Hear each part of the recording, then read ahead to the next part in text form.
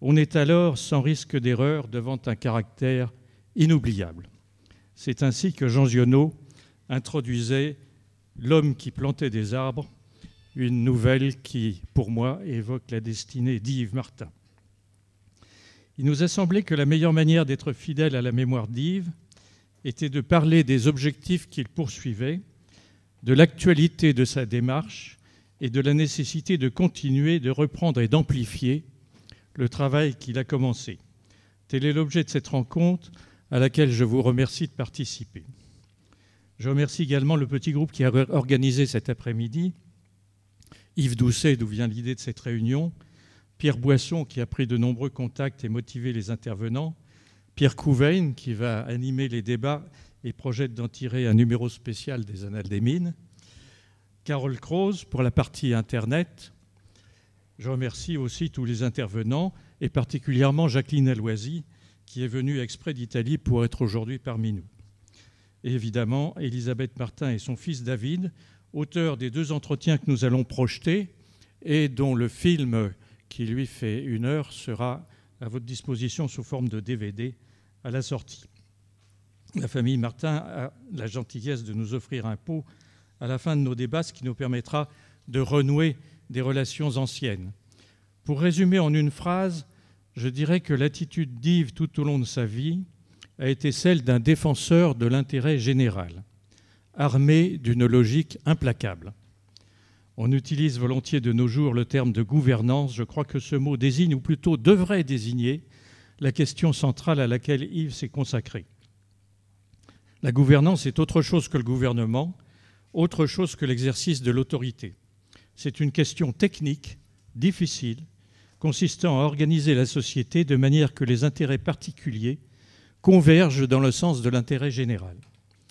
Un exemple canonique, invention française d'importance mondiale et hélas trop peu médiatisée, les agences de bassin. Ce n'est pas l'État, ce sont des agences. Elles ne gèrent pas un budget étatique, mais des redevances calculées de manière à inciter les acteurs à aller dans le sens de l'intérêt général. Yves en a été un des pionniers, je l'ai connu à cette époque dans la région du Nord, alors qu'il installait la première agence Artois-Picardie. Malgré les expériences acquises depuis plus de 40 ans, la démarche rationnelle, expérimentale de construction d'une logique de la gouvernance ne s'est pas encore imposée. Or, les 3 problèmes majeurs de notre époque, que sont les bulles financières, l'extension de la pauvreté et la nécessité de protéger la planète, sont tous les 3 des problèmes de gouvernance, qu'une insuffisante capitalisation des expériences ainsi que des préjugés doctrinaux empêchent de traiter rationnellement.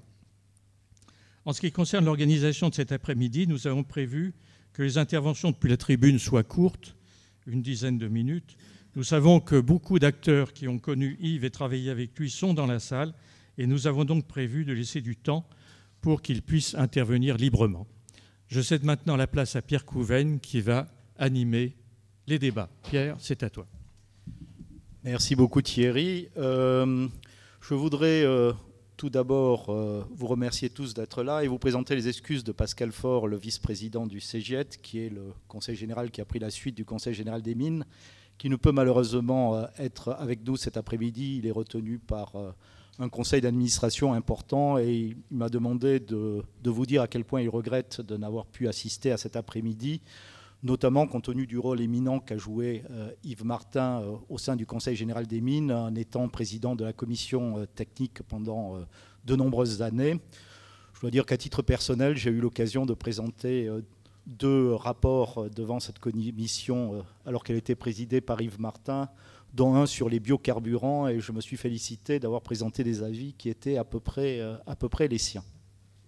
C'était un avis à la fois bienveillant mais intransigeant, comme vous le connaissez tous.